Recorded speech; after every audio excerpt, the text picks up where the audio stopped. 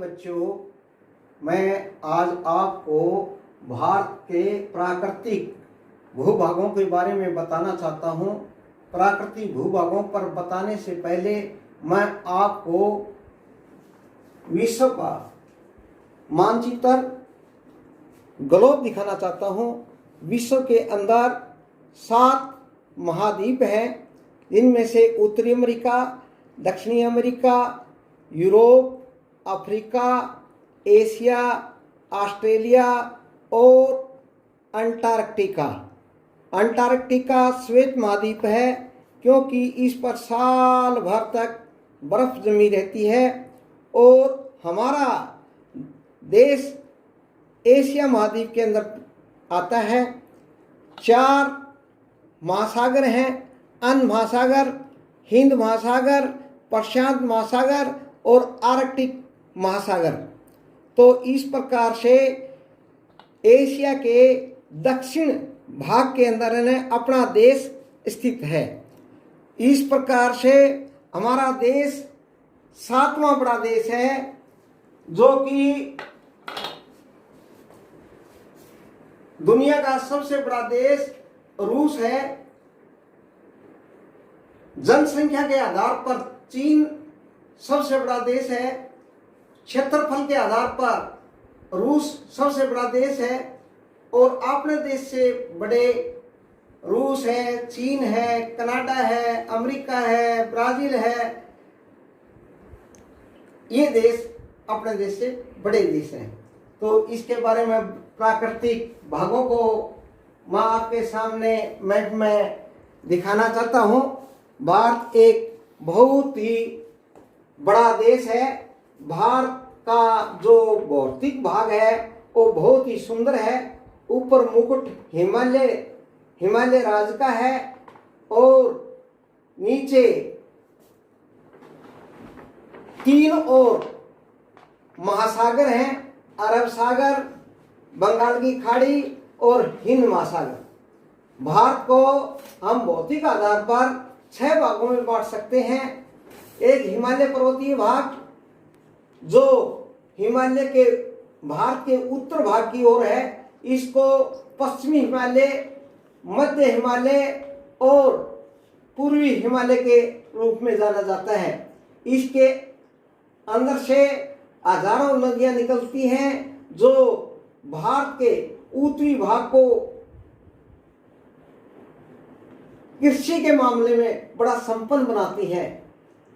जो नदियां इस पर ये सतलुज और यमुना का मैदान है। गंगा, सतलुज, कोसी, उधर से ब्रह्मपुत्र नदियां गुजरती हैं। सतलुज गंगा का मैदान बड़ा ही उपजाऊ मैदान है। तीसरा भाग दक्कन का पठार, जो प्राचीन काल से ही लावे से बना हुआ है और इसके अंदर प्राकृतिक गड्ढे मिलते हैं। मौसमी नदियां चलती हैं। हिमालय की नदियां तो सदानीरा नदियां हैं, परंतु जो दक्कन के पठार की नदियां हैं वो मौसमी नदियां हैं। तटीय मैदान, चौथा भाग तटीय मैदान है।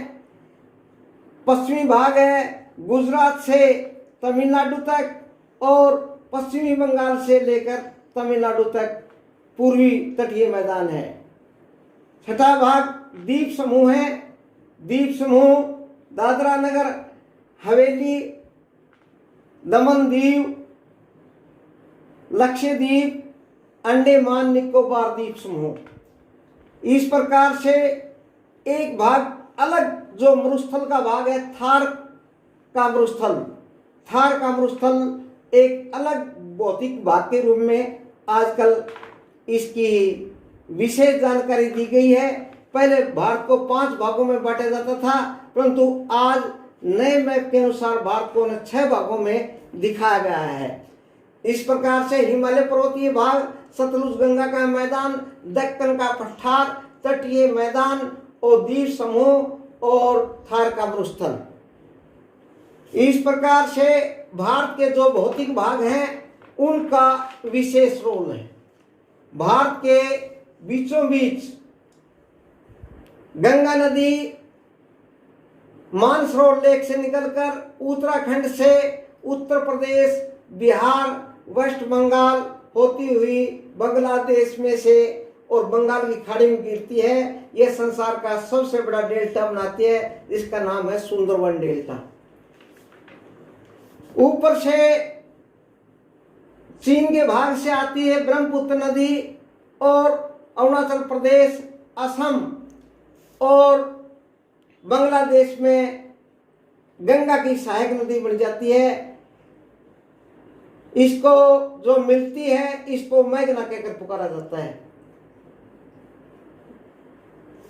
इस प्रकार से दक्षिण की नदियां हैं कावेरी नदी कर्नाटका और तमिलनाडु से, गोदावरी, कृष्णा और महानदी यह दक्षिण की नदियां हैं। इनके ऊपर बड़े बड़े डैम बना रखे हैं जो कि प्राकृतिक रूप से इनके ऊपर डैम के ऊपर वन्य प्राणी ये भी निर्भर हैं और कावेरी नदी के ऊपर मैटूर बांध बना रखा है। गोदावरी नदी,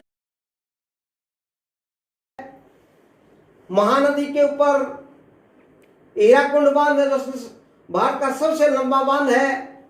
उत्तर के अंदर सतलुज नदी के ऊपर भाखड़ा डैम है जो भारत का सबसे ऊंचा बांध है। इसी प्रकार से भारत के बीच मध्य प्रदेश के अंदर विंध्याचल और सतपुड़ा पर्वतमालाएं हैं, उनके अंदर से ही नर्मदा और ताप्ती नदी निकलती है। नर्मदा नदी के ऊपर सरदार सरोवर डैम बनाया है। ये दोनों नदियां डेल्टा नहीं बनाती हैं, जवारनदमुख बनाती हैं और मध्य भाग से चंबल और बेतवा नदियां यमुना की सहायक नदी है और सोन नदी आगे गंगा की सहायक बन जाती है। गंगा और यमुना दोनों नदियां इलाहाबाद के अंदर मिलती हैं। ये इलाहाबाद संगम है, यहाँ कुंभ का मेला लगता है। बच्चों, आज मैं आपको कुछ मानसून पवनों के बारे में जानकारी देना चाहता हूँ। भारत में दो प्रकार की पवनें मानसूनें चलती हैं, एक ऊपर चढ़ता हुआ मानसून और ऊपर से नीचे उतरता हुआ मानसून। भारत के अंदर लगभग बराबर ग्रीष्म और शीतकालीन ऋतुएं आती हैं। गर्मी के मौसम में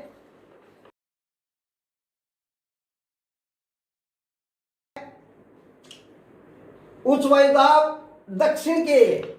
दक्षिण में महासागर में उच्च वायुदाब हो जाता है और उत्तर भाग के अंदर निम्न वायुदाब होता है।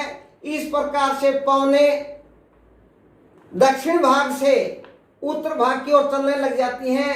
अरब सागर से मानसून पवने ऊपर की ओर जाती हैं तो राजस्थान के अंदर जो अरावली पर्वत है उसकी दिशा पवनों के समानांतर है। तो पवनों के समानांतर होने की वजह से ये इसके ऊपर पवनों को रोक नहीं पाता और आगे की तरफ चली जाती हैं। इस कारण यहाँ वर्षा नहीं होती है। इसी प्रकार से एक शाखा बंगाल की खाड़ी की शाखा पवनों की ऊपर की तरफ जाती है। इसके दो भाग बढ़ जाते हैं, एक गंगा की घाटी से और एक असम साइड में।